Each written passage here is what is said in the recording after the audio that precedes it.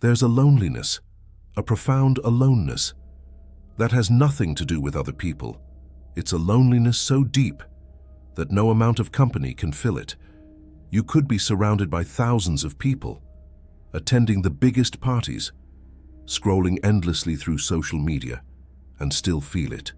You could be loved by everyone you know, and still carry it. This isn't your everyday loneliness. This is spiritual solitude, a profound sense of being alone on your path.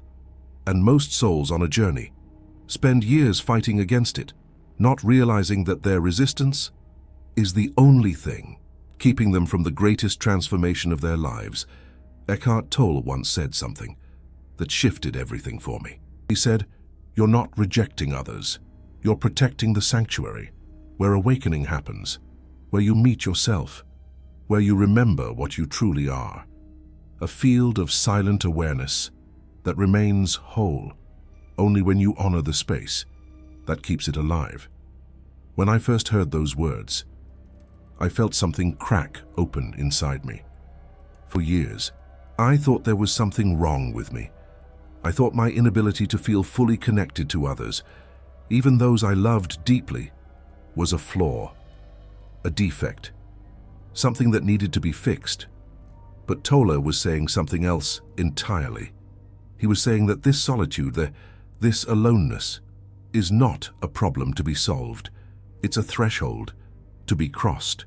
And that's what I want to share with you today. What actually happens when you stop fighting your spiritual solitude and finally accept it. Not tolerate it, not endure it, but truly accept it. Because the transformation that occurs on the other side is something that words can barely describe. The sages called it union. But before we can understand the destination, we need to understand the journey. Here's what nobody tells you about spiritual awakening. It's fundamentally lonely, not because something is wrong, but because something is profoundly right. When you begin to awaken, you start seeing through the games that everyone else is still playing. You notice the masks. You feel the unconsciousness.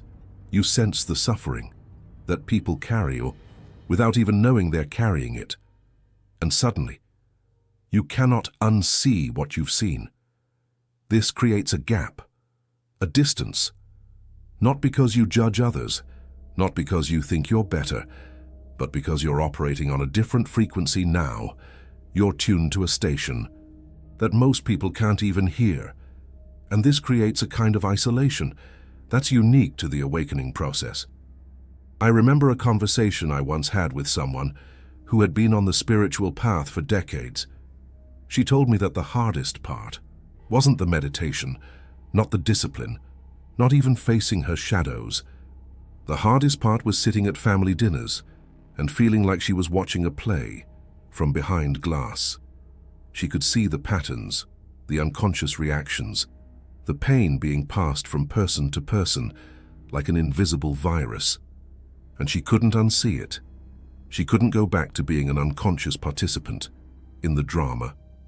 This is what Tolle means.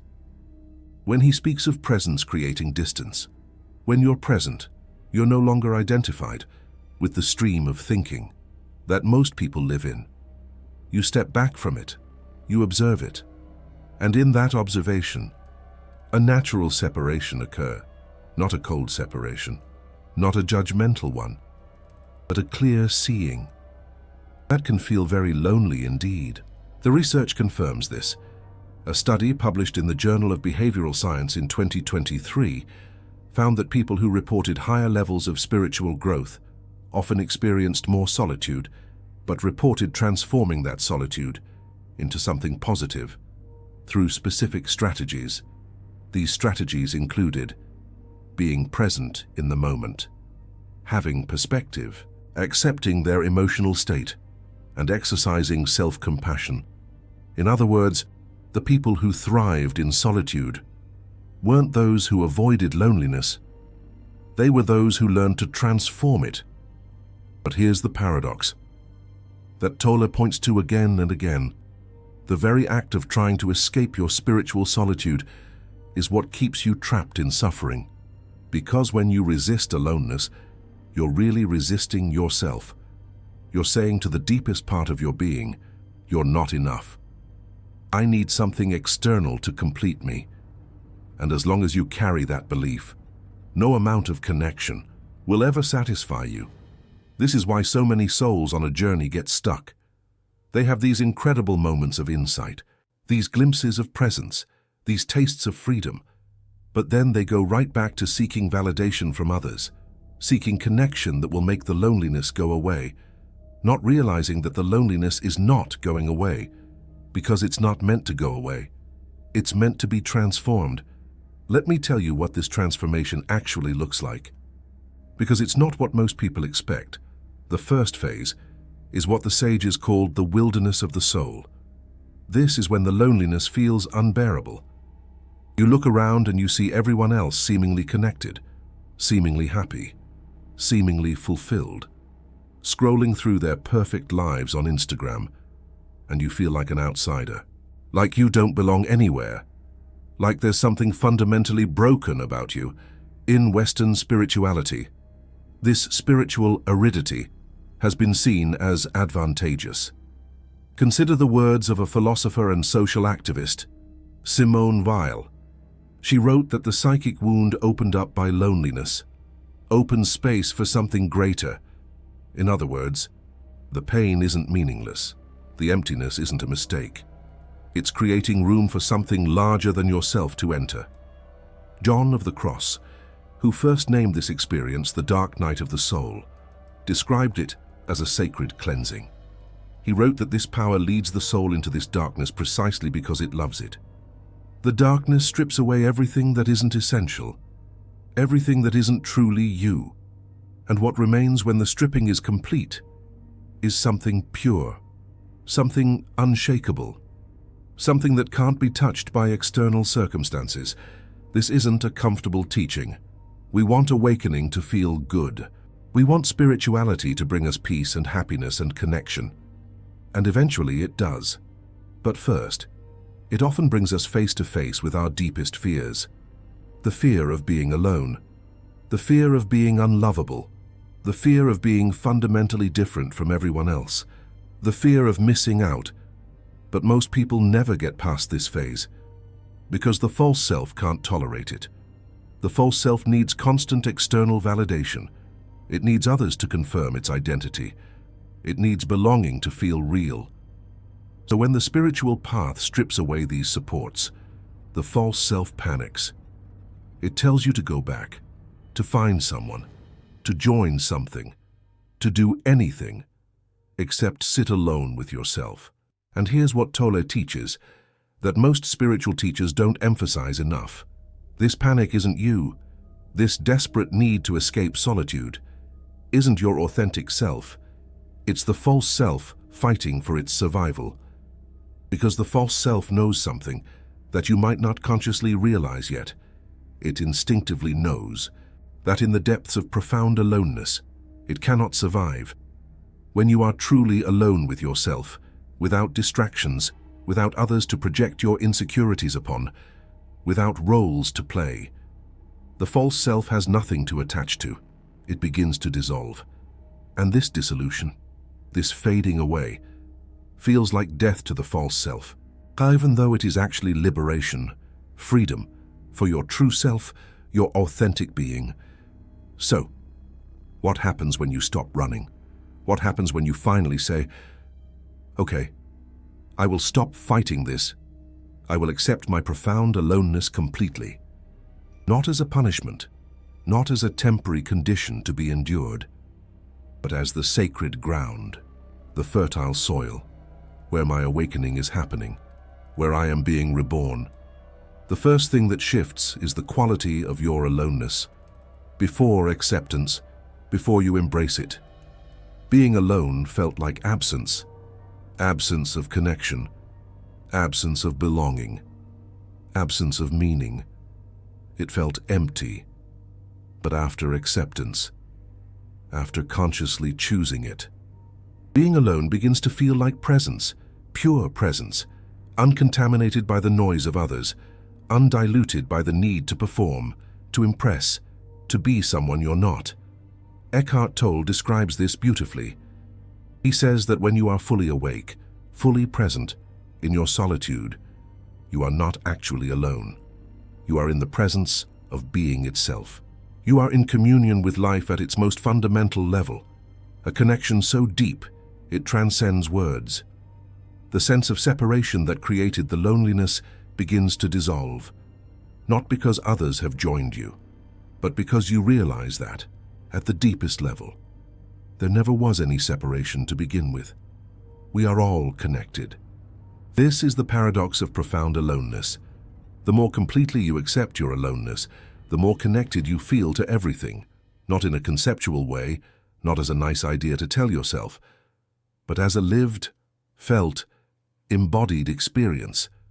You start to sense that the trees are aware of you, that the sky is somehow intimate, that it's whispering secrets just to you, that the silence itself is alive and welcoming, like a warm embrace. The Buddha left the palace, sat under the Bodhi tree, and faced the long night alone. In the darkness, John of the Cross sat in silence, enduring spiritual aridity. Ramana Maharshi sat in silence in the caves of Arunachala for years. Rumi turned inward, writing verses that only a handful of companions could receive.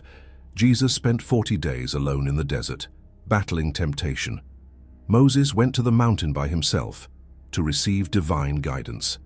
Every genuine spiritual tradition speaks of this essential solitude, because it is in this aloneness that the false self dies, and the true self, the authentic self, emerges. There is a teaching in the Sufi tradition that says the soul must go through a series of deaths before it can be reborn. Each death is a stripping away, a letting go, a surrender of something the false self clung to for its identity, a belief, a story, a self-image, and the final death, the most difficult one, is the death of the need for others to complete you, to validate you. When that need dies, something extraordinary is born in its place, a love that needs nothing, a peace that depends on nothing, a presence that is whole unto itself, a complete and sovereign being. This does not mean you become cold or indifferent to others. Quite the opposite. When you no longer need others to complete you, you become capable of loving them for who they truly are. You stop seeing them through the lens of your own neediness, your own pain. You stop projecting your unfulfilled desires onto them. You begin to see them as expressions of the same consciousness, the same divine spark that you are. And from this seeing, a new kind of love becomes possible, a love without grasping, a love without fear of loss, a love that celebrates rather than possesses, a love that is truly free. But let me be clear about something. This is not about becoming a hermit living in a cave. This is not about rejecting human connection forever. The sages who embraced solitude often returned to teach, to love, to participate in life more fully than before. Simone Weil, the philosopher and social activist, found solitude amidst her activism. The difference is that their participation no longer came from neediness. It came from overflow, from an abundance of love and wisdom. They were not seeking love to fill an emptiness. They were sharing love that was already complete within them. This is the second major shift that happens when you accept your profound aloneness. Your relationships transform, not because you change your behavior strategically, not because you learn new communication techniques from some self-help book, but because you are no longer approaching others from a place of lack. Think about what happens in most relationships. Two incomplete people come together, each hoping the other will provide what they are missing, each secretly expecting the other to fill their inner void, to make them whole. And when the other person inevitably fails to do this, disappointment, resentment, and conflict arise. This is the structure of what Eckhart Tolle calls unconscious relationships. They are based on mutual neediness, not mutual flourishing, not mutual growth. But when you have embraced your solitude, when you have found completeness within yourself, you approach relationships differently. You are not looking to take, you are looking to give. You are not seeking validation on social media or anywhere else. You are offering presence, being fully awake. You are not grasping for connection, desperately trying to avoid FOMO. You are simply being available for it. People sense this difference immediately. They may not be able to articulate it precisely, but they feel it. There is a spaciousness around you, a sense of peace, a lack of desperation at that frantic energy, an ease that invites rather than demands. And paradoxically, this often attracts more genuine connection than all your previous seeking ever did. But here is where it gets even more interesting. Some relationships will fall away when you embrace your profound aloneness. And this is not a failure. This is a natural purification process, a clearing out of what no longer serves you.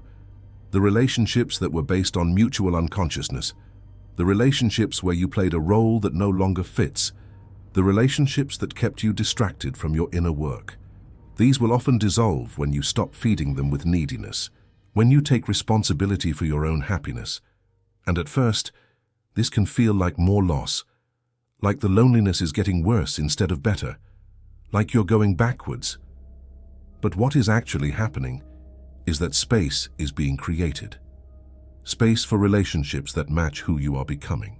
Space for connections that support your awakening rather than hinder it. Space for the kind of love that does not require you to abandon yourself, to sacrifice your own well-being. This brings us to the third major shift. Your relationship with pain transforms. Before accepting your spiritual solitude, loneliness felt like suffering. Pure suffering. Something to be avoided at all costs.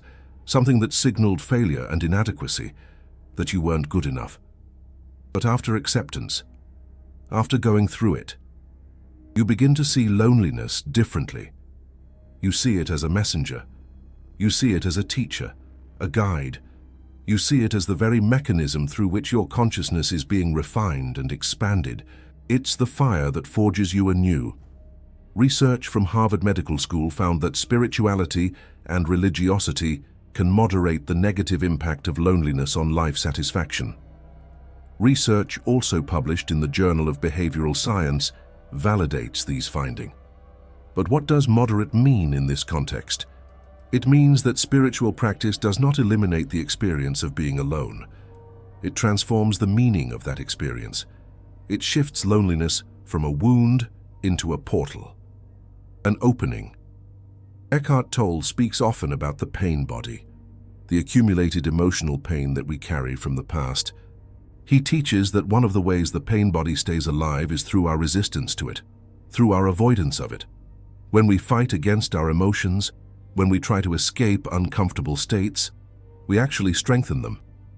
But when we bring presence to our pain, when we simply observe it without resistance, it begins to dissolve, like mist in the morning sun. The same holds true for profound aloneness. When you fight against it, it intensifies. When you resist it, it deepens. But when you turn toward it, when you say yes to it, fully and completely, something miraculous happens. The loneliness doesn't disappear. It transforms. It becomes what one sage called aloneness without loneliness. It becomes solitude, infused with being fully awake. This is not spiritual bypassing. This is not pretending you don't feel what you feel. This is going deeper into the feeling until you reach the stillness at its core.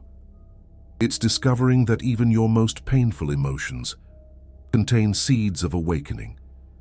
It's realizing that the darkness you feared was actually the fertile ground where your deepest transformation was waiting to occur, a hidden garden waiting to bloom.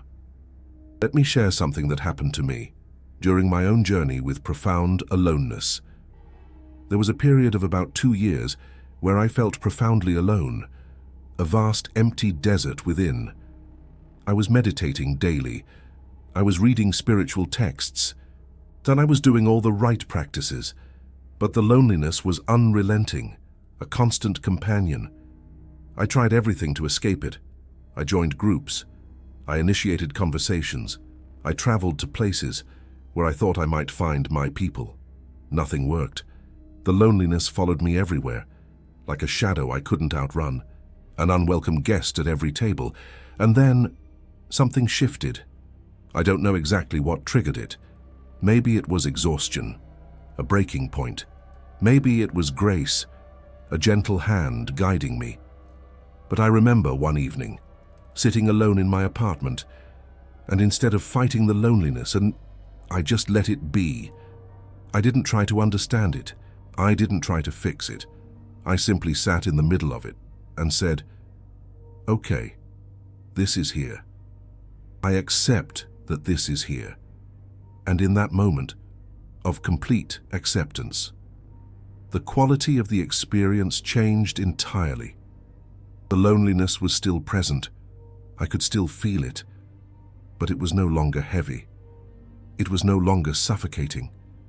It was almost spacious, like there was room inside the loneliness for something else, room for peace, room for presence, room for what I can only describe as a very quiet joy, a spark of the divine within the emptiness.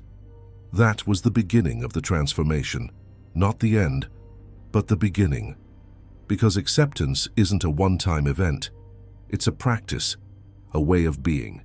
Every time the loneliness arises, you have the choice: fight it and strengthen it, or accept it and allow it to transform. Here's something beautiful that happens. When you've done this work for a while, you start to actually enjoy solitude, not just tolerate it, not just accept it as a spiritual discipline, but genuinely, authentically. Enjoy being alone, like a long-awaited reunion with a dear friend. You discover that you're actually very good company, that your own presence is nourishing, like a quiet stream watering a parched land, that the silence you once feared is now a trusted friend, a confidant who listens without judgment. This isn't the enjoyment that comes from distraction or entertainment. It's a much deeper satisfaction, the satisfaction of being at home in yourself, of not needing anything external, to feel complete, to feel whole. And from this place of inner fullness, you are finally free. Free to be with others, without needing them. Free to love without attachment. Free to participate in life, without depending on outcomes. Free to walk your path, without requiring approval or understanding from anyone else. You become the author of your own story. This is what Tolle means when he says the loneliness of the soul on a journey isn't a problem to be solved. It's a gateway to liberation. It's the narrow passage through which the false self cannot follow. It's the sacred fire that burns away everything you are not, leaving only what you truly are, the authentic you. But I want to be honest with you. This transformation takes time, sometimes years. The false self doesn't surrender easily. It will keep suggesting that you should try one more time to find fulfillment outside yourself. It will keep whispering that maybe, if you meet the right person, join the right community, achieve the right thing, the loneliness will finally end. And here's the truth. Those things might bring temporary relief. They might distract you for a while, like shimmering mirages in the desert, but they will never, ever give you what your profound aloneness is offering, because they are substitutes for the real thing. And your soul knows the difference. The real thing isn't connection with others, as beautiful as that can be. The real thing is connection with yourself, connection with being fully awake, connection with the infinite awareness that you actually are. When you strip away all the identities and roles and masks, the roles you play on the world's stage, and that connection can only be found in one place, in the sanctuary of your own solitude, your inner temple. There's a reason that every spiritual tradition has practices of solitude built into it. Retreats, hermitages, vision quests, periods of silence. These aren't punishments. They aren't escapes from life. They are immersions into the deepest part of life, the part that can only be accessed when the noise of the world grows quiet, the part that reveals itself only when there's no one left to perform for. When you're truly seen only by yourself. Tolle often speaks about the space between thoughts, that tiny gap, where the endless commentary of the mind pauses for just a moment. He says that in that gap, you can sense something vast and peaceful, something that's always there, but usually obscured by mental noise. Solitude creates a similar gap, a gap between you and the roles you play, a gap between you and the expectations of others, a gap where something essential can finally be seen and known. If what you're hearing resonates with you, if you feel that these teachings deserve to reach more souls on a journey, consider offering a super thanks. This channel isn't just entertainment. It's a lifeline for those who are walking this path alone, who need to know that their solitude has meaning. When you support this work, you become part of a silent community of awakened beings, helping each other find the way home. Now let me leave you with something practical, something you can actually do with what we've explored today, tonight, or whenever you next find yourself alone. Instead of reaching for your phone, instead of turning on the television, instead of doing anything to escape the moment, just sit. Don't meditate formally. If that feels forced, just sit and let whatever is there be there. If loneliness arises, notice it. Say to it, I see you. I'm not running anymore. Let it know that it's welcome, that it doesn't need to be anything other than what it is. And then, observe what happens. You might notice that the loneliness has a texture, a location in your body, a particular flavor. Get curious about it, the way you would get curious about a strange, new landscape. Don't try to make it go away, just explore it. And somewhere in that exploration, you may find something unexpected, a stillness beneath the emotion, a peace you never knew existed, a gateway to your truest self, a peace that was always there, hidden by your resistance, a sense of coming home that has nothing to do with physical location and everything to do with finally accepting who and where you are. This is the gift of profound aloneness, not an escape from loneliness, but a transformation of loneliness into something sacred, something that the sages throughout history have pointed to with trembling fingers, knowing that words could never quite capture it. Slowly, loneliness becomes solitude, and solitude becomes intimacy with what is. What begins as loneliness can open into a belonging so vast. It is difficult to describe. Sages call it union, a return to oneness. You are already on this path. The fact that you are here and is listening to these words, feeling this resonance in your chest, tells me that your soul knows something. Your mind may still be catching up to. You are not broken. You are not defective. You are not missing something that everyone else has. You are perfectly imperfect, just as you are. You are awakening. And awakening is a solitary journey, even when you are surrounded by others, even when you have love in your life, even when you have community and connection. There is a part of this that no one can do for you, a depth that only you can reach, a transformation that only your willingness can initiate. Accept your profound aloneness. Not tomorrow, not when it feels easier. Right now, in this very moment, say yes to what is, and watch what flowers, like a desert blooming after a long night. One more thing before I let you go. I would love to know where you are on this journey. Has the loneliness been a struggle for you? Have you found moments where it transformed into something more peaceful, more profound? Or are you still in the thick of it, wondering if it will ever change? Share your experience in the comments. Not because I want engagement for the algorithm, but because your story might be exactly what another soul on a journey needs to hear today. Your words might be the permission someone else needs to finally stop fighting and start accepting And in that way, even from your solitude, you are serving the awakening of others. Your sanctuary becomes a lighthouse. The loneliness is not the end. It is a threshold, and you are ready to walk through it into the vastness of who you truly are.